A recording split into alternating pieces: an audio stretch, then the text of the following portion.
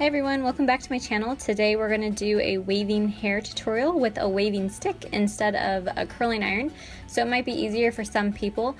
And also my model today, Molly, she actually has fine hair. So we're going to put a little bit of extra emphasis on getting your hair to stay when you may have a straighter or a fine hair type and have a hard time getting those curls or waves to actually last throughout the day. So no matter your hair type, you want to start with sections of the hair. You don't want the sections too thick, otherwise the hair is not going to curl very well, and it's definitely not going to last if you have a problem with longevity. You want to start your sections towards the bottom of the hair and work your way up. It sort of seems like common sense, but hey, you know, sometimes we don't think about things like that. Step 2, you want to use a medium to light hairspray before you put any heat on the hair. This is really going to help with the longevity of the curl or the wave, and it's important when you're spraying to make sure that you spray with the hair instead of against it, and you want to hold it about 8 inches away from your hair.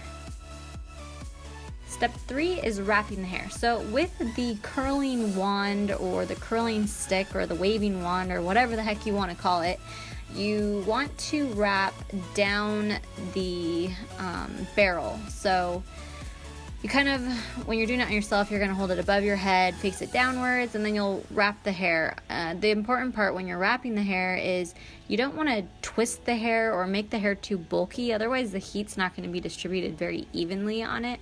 So try to keep the hair as flat as possible. I like to start closer to the root and then hold that there for a moment and let that hair kind of heat up, and then begin wrapping the ends. And I don't know if you noticed, but I leave about 1 inch to 1.5 inches of the ends out, because that's the difference between a wave and more of a curl. So keep a little bit of the ends out to get more of a wave. Step 4, pin and cool. This step is crucial in making sure that the waves last all day. If you don't have that big of a problem with longevity, you can skip the duckbill part and just wave the hair, put it in your hand, let it cool off, and then drop it down. And don't touch your entire head until everything's done and it's had a chance to cool and you feel no more heat coming off of the hair. Now, if you do have a problem with longevity, and like I've chosen for Molly, I'm going to use a duckbill clip to keep that wave in place.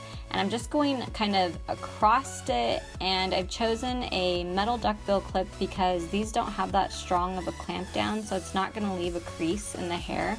You want to avoid things that have teeth or they're too strong of a clamp, because you can leave a crease. And if it is going to be a stronger of a clamp, you kind of want to go into the hole instead of like straight across, because then you can leave a crease that way. So I'm going to repeat the entire process for the rest of the head, taking small sections. Don't worry about the sections being even. It's actually better if they're not. It looks more natural. And spraying each section with the hairspray. I use about, 3 to 4 little spritzes. Again, you want to spray with the hair, not against it. And also when you're wrapping the hair, just make sure that you're not wrapping it all in the same place, but instead kind of distributing it over the entire iron barrel, so that way the heat gets everywhere instead of just where the first hair was wrapped. These waving wands also come with a glove, which I have no idea where I put mine, but it kind of helps you be able to hang onto the hair so you don't burn your fingers. It's a little bit easier when you're not doing it on yourself, or if you've had a lot of practice and you don't actually need to use that glove anymore. Sometimes it's a little bit challenging towards the bang area because that hair is a little bit shorter and you don't want to wrap it too tight. The other trick is to wrap the hair different ways, so kind of alternate between wrapping the hair left and wrapping the hair right, and that's going to give you a much more natural wave pattern. Once I get to the front area, I try to get the wave a little bit closer to the scalp and start paying attention to which direction you want the hair to go. So for me personally, what I usually do is, aside from the bangs, I wrap all of that hair away from the face. And then the bang or the fringe area, I wrap inwards towards the face. If you run out of duckbill clips, you can take them out of some of the curls that you did earlier that are already cool. I accidentally took one out and it wasn't quite cool yet, so just took that from another area and put that back. Okay, so the bang area, again, just want to spray it, work it into the hair a little bit. You don't want to spray too much and get the hair too sticky or too firm, unless maybe you know, are doing a wedding or something. But otherwise, you know, just kind of lightly get the hair. You can see I'm having a little bit of trouble getting my fingers around that there without wrapping it too tightly, because we don't want, you know, Shirley Temple in the front of the hair there. Wait for it to cool. Okay, so a final spray with a lightweight finishing spray, so that way the hair doesn't get crunchy. And then we wait. Don't touch the hair at all, just let it completely cool. It's a great time to put your makeup on or just do something else. This is my favorite part. We're gonna mess up all of that hard work you just did. Just kidding. So once the hair is completely cool, what you want to do is take all the duckbill clips out, and then you're just going to use your fingers to kind of comb the hair. You don't want to go too crazy with it, but just kind of drag your fingers through. You can see I do have a couple straight pieces in there, but that's fine because it's just going to make it look a little bit more natural. If you find that one of your pieces are a little bit too straight, then you could just go back in and, you know, do the same thing and let that one piece set until it's completely cool and you don't feel any more heat coming from it.